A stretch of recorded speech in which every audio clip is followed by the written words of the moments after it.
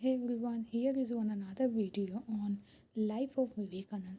As you know कि मैं विवेकानंद की एक सीरीज़ बनाई है मैंने, उसमें से ये सेकंड वीडियो है। इसके पहले मैंने लाइफ ऑफ विवेकानंद में स्टार्टिंग बताई थी विवेकानंद के बारे में।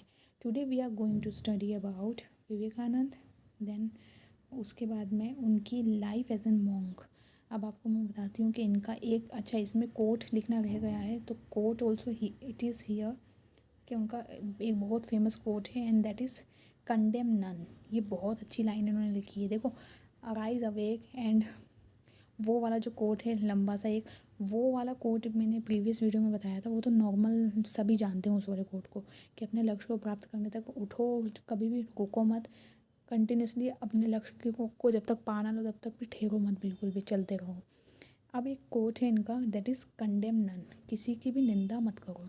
निंदा मतलब क्या, किसी की भी बुराई मत करो। If you can stretch out a helping hand, अगर आप अपना हाथ बढ़ा सकते हैं हेल्प करने के लिए, डू सो, तो वैसा कर दो, हेल्प करो लोगों की। इफ़ यू कांट, लेकिन अगर आप नहीं कर सकते हो, ऐसा हेल्प नहीं कर सकते हो, फोल्ड योर हैंड्स, तो अपने हाथों को बांध के बैठ जाओ। ब्लेस योर ब्रदर्स, और उस समय उनको आशीर्वाद दो, इस तरह के लोगों को जिनको हेल्प की नीड है। And let them go their own way, और जिस तरह से जाना चाहते हैं उन्हें जाने दिया जाए, लेकिन उनकी बुराई मत करने बैठो। ये बहुत बड़ी बात इन्होंने यहाँ पे सिखाई है।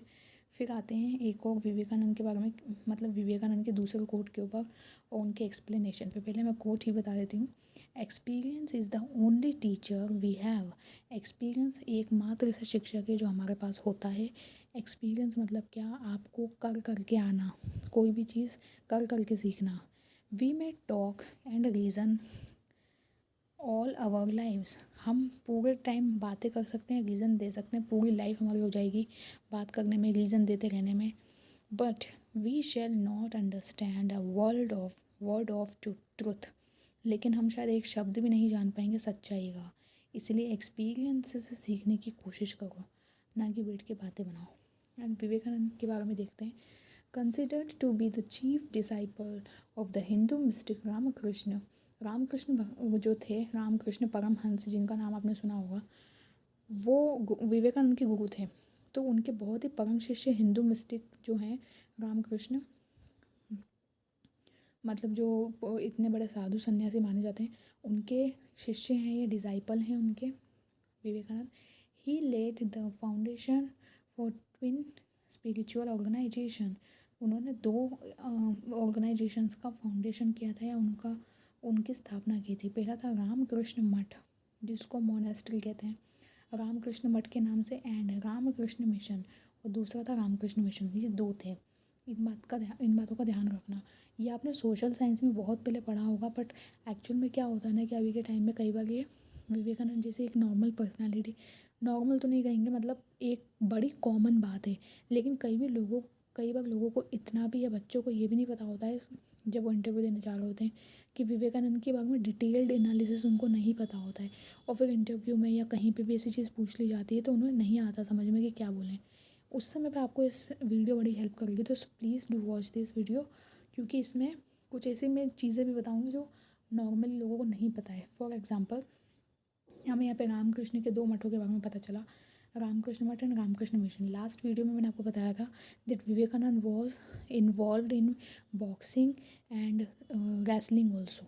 सो this is also a fact that no one knows, maximum लोग नहीं जानते हैं इस बात को भी।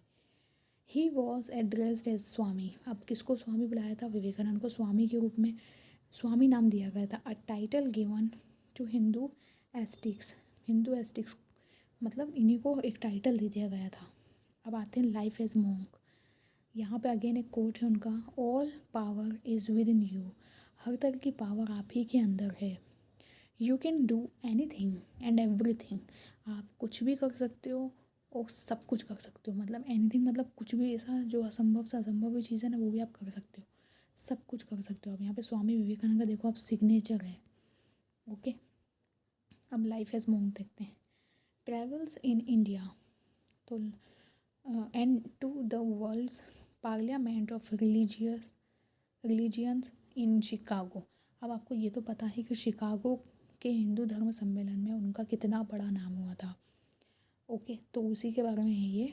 Vivekananda Vivekananda with other delegates from the East at the World's Parliament of Religion 19 1893 वो टाइम था जब वो इंडिया को रिप्रेजेंट करते हुए, और भी वहाँ के इंडियन लोग थे, लेकिन इंडिया को रिप्रेजेंट करते हुए उन्होंने एक स्पीच दी थी वर्ल्ड पार्लियामेंट ऑफ रिलीजन के सामने, जो आज भी लोग निकाल के इंटरनेट से कहीं ना कहीं से सुनने की कोशिश करते हैं उनकी रियल आवाज़।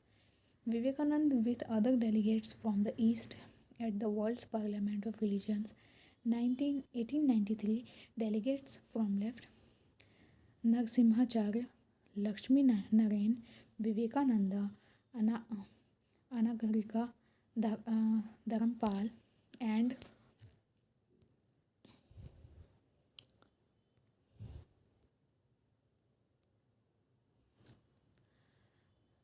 Sorry for the disturbance. So यही मैं नाम बता रही थी आपको। And last is Veer Chand Gandhi. तो ये जितने भी लोग थे ये इन्हीं के संग में वहाँ पे गए थे, लेकिन वहाँ पे जो स्पीच दी थी वो विवेकानंद ने दी थी। सो अब वो स्पीच भी किस टाइप से थी, क्या उसका इन्फ्लुएंस था, वो आपको आगे पता चलेगा। लाइफ एज अ मोंक देखते हैं उनकी। मोंक मतलब क्या होता है? संत। तो संत के रूप में उनका कैसा जीवन है वो समझ लेते हैं। था मतलब about 1890 Narendranath set out to travel across India. Narendranath ने पूरा इंडिया विजिट किया। 1890 की बात है। As a wandering monk. Wandering monk कौन हुआ? जो घुमक्कड़, मतलब क्या, अलग अलग जगह घूम घूम के देखना। ऐसा नहीं कि एक जगह हमने संत की तरह बना लिया, आश्रम सा बना लिया, वहीं पे आराम से खा पी रहे हैं, मज़े कर रहे हैं। वॉन्डरिंग मोंक थे ये। गोइंग बाय द नेम्स विविदिशानंदा के नाम से ये घूम रहे थे। और सच कहीं पे तो विविदिशानंदा के नाम से, कहीं पे सचिदानंदा के नाम से ये घूमते रहे बहुत टाइम तक। For the next few years, कुछ 5 साल, कुछ सालों तक मतलब, ही विजिटेड सेवरल सिटीज़। वो कुछ सिटीज़ भी, बहुत सारी सिटीज़ घूमे, स्टेट्स घूमे, interacting with the multitude of people from different social classes. अलग अलग लोगों से मिले, अलग अलग सोशल क्लास के लोगों से मिले। Evaluating the religious and social conditions of हिंदुओं की रिलीजियस और सोशल कंडीशन जानने के लिए उन्होंने ये सब किया था। फिर आते हैं द नेम विवेकानंदा पे, क्योंकि इसके पहले उनका नाम, अब ये भी ध्यान रखने वाली बात है, उसके पहले इनका नाम सच्चिदानंद और विविदिशानंद का नाम से भी भटक रहे थे, घूम रहे थे सब जगह। The name Vivekananda. Records suggest that the name Vivekananda was proposed by Raja Ajit Singh of Khetri, a town in Rajasthan. Rajasthan का एक राजा अजीत सिंह खेतरी के नाम से एक व्यक्ति था। उन्होंने इनको विवेकानंदा के नाम से फेमस किया था।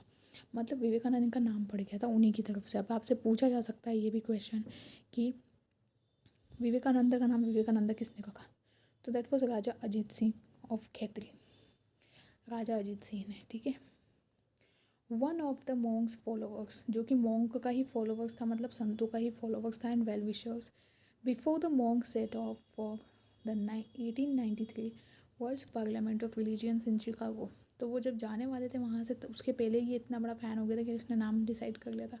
The name is the amalgamation of 2 Sanskrit words. जो नेम है वो 2 शब्दों का मिश्रण है, 2 शब्दों का संधि विच्छेद करके, मतलब संधि को एक तरह से करके ये बनाया हुआ वर्ड है। और वो है विवेका, जिसका मीनिंग है कंसाइंस, मतलब विवेक, बुद्धि। और दूसरा है आनंदा, मीन्स जॉय। जॉय मतलब आनंद। ओके, तो ये 2 नाम इनके इस तरह से पड़े थे Vivekananda. So this was all in this video. I will let you know some important more details in another videos. So let's meet in our next video. Thank you for watching this one.